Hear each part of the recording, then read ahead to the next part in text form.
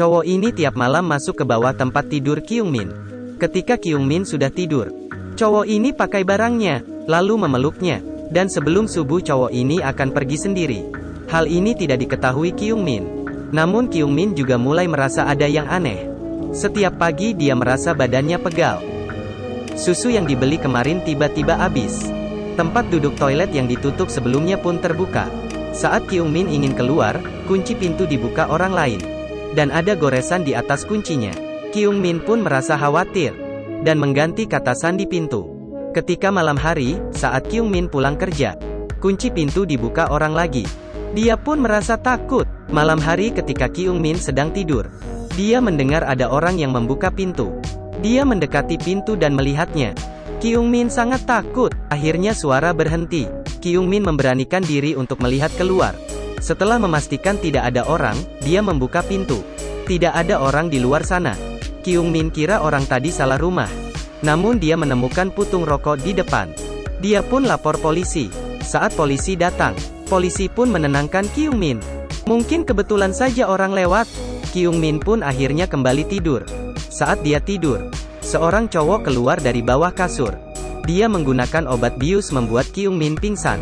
Bagaikan rumah sendiri. Dia mandi dan gosok gigi. Kemudian tidur di samping Kyung Min.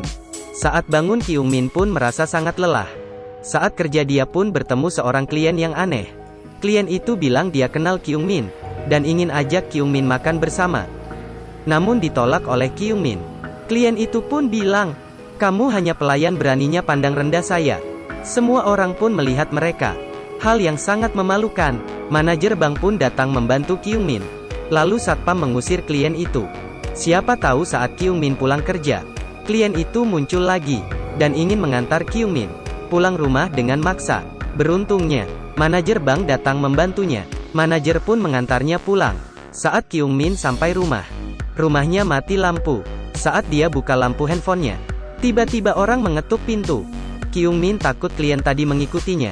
Lalu dia mencoba mengintip keluar. Rupanya manajer dia. Dompet Kyung Min tertinggal di mobilnya. Manajer mengantar dompetnya. Melihat rumah yang gelap, dia pun membantu Kyung Min. Setelah itu, manajer ingin ke toilet. Kyung Min pun menyimpan barang terlebih dahulu. Dan menyadari tempat duduk terbuka. Biasanya dia tidak pernah membukanya. Dia sangat ketakutan melihat manajer yang lagi cuci tangan. Kyung Min pun bertanya bagaimana dia tahu rumahnya. Manajer pun terdiam. Kyung Min mulai curiga dan berlari keluar. Saat Kyung Min melihat polisi yang berpatroli, dia pun berteriak dengan kuat. Saat polisi buka pintu, manajer sudah meninggal. Rupanya dia bukan penjahatnya. Polisi pun menahan Kyung Min. Dikarenakan di dalam rumah masih ada orang ketiga. Polisi pikir Kyung Min merencanakan pembunuhan manajernya. Kyung Min pun ditahan 24 jam. Namun karena tidak ada bukti, Kyung Min dibebaskan. Rumah ini sangat berbahaya.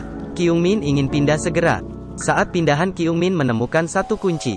Kunci rumah di atas. Kyung Min pun mencoba. Saat dia membuka pintu, tidak ada orang di dalamnya. Rumah ini sudah lama tidak ada penghuni. Kyung Min mendapatkan informasi pemilik rumah ini adalah wanita. Namun tidak ada yang menjawab. Saat dia memeriksa transaksi bank, wanita ini setiap hari Sabtu jam 1, akan belanja di minimarket sebesar 3.200 yen. Kyung Min mengajak teman ke minimarket. Pada jam 1 ada seorang wanita yang belanja 3.200 yen. Mereka pun mengikutinya. Namun sampai di salah satu simpang, Kyung Min berpisah dengan temannya.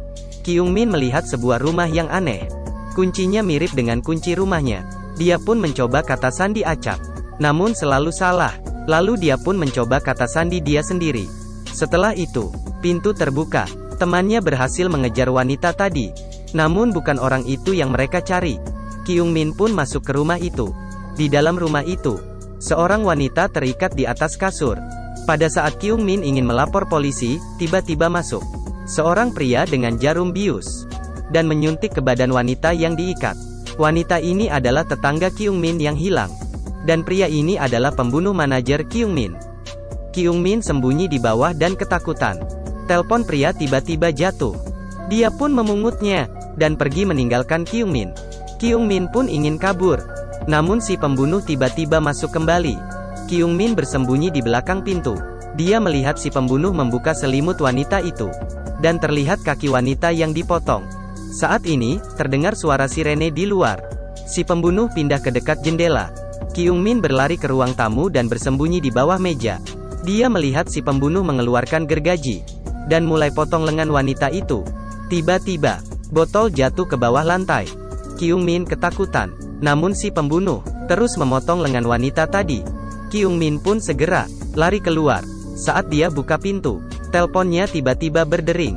"Oi, teleponmu berdering." Kyung Min berlari sekuatnya. Jalanan tidak ada orang. Si pembunuh terus mengejar. Kyung Min pun bersembunyi di sebuah toko. Tunggu si pembunuh pergi. Dia pelan-pelan keluar. Tiba-tiba pintu dibuka.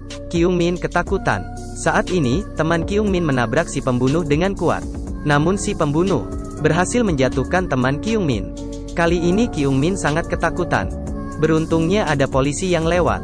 Polisi menemukan potongan tubuh wanita yang dibuang di tempat sampah. Tangan mayat itu ada satu kartu nama. Kartu itu yang diberikan Kyung Min ke kliennya. Polisi pun menangkap si klien itu. Klien itu mengaku tidak membunuh orang. Dia tidak akan menggunakan cara sadis, memotong lengan orang. Tapi polisi tanya, "Saya tidak bilang korban itu dipotong. Bagaimana Anda tahu?" Si klien menjawab, "Karena saya seorang tukang kayu. Saya tidak akan memotong potongan yang begitu jelek."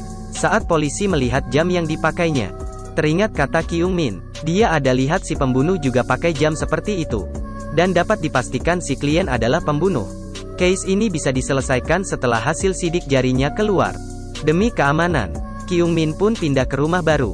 Dan karena sidik jari tidak cocok, si klien dibebaskan.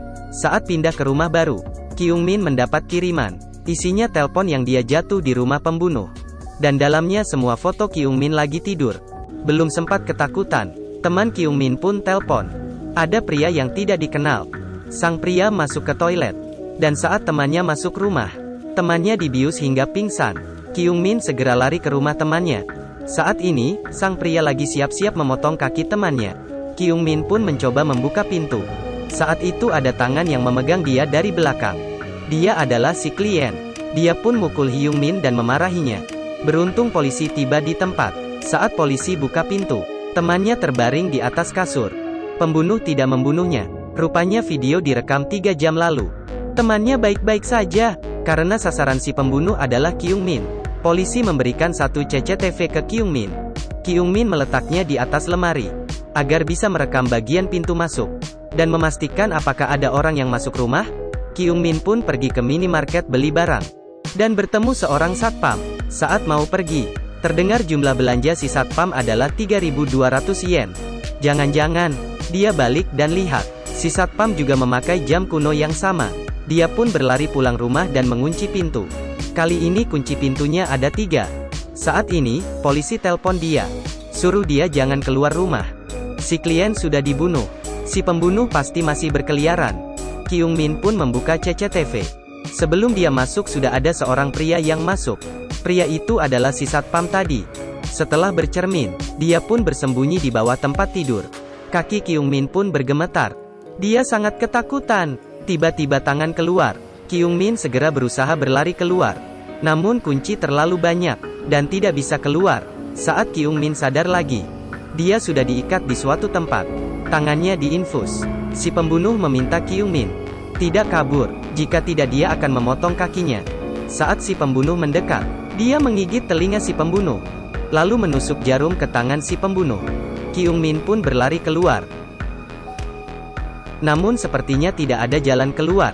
Dia masuk ke salah satu kamar. Namun jendelanya ditutup. Kyung Min tidak bisa keluar. Dia mengurungkan diri di dalam kamar itu. Dan si pembunuh pun mulai mencari Kyung Min. Terdengar suara orang yang buka pintu. Kyung Min pun sangat ketakutan. Namun polisi mendapatkan informasi si pembunuh dan datang sendiri untuk menyelamat orang. Saat polisi masuk, si pembunuh dan polisi saling mukul. Namun polisi ditusuk oleh si pembunuh dengan kaca. Saat tidak ada suara di luar, Kyung Min keluar dan melihat.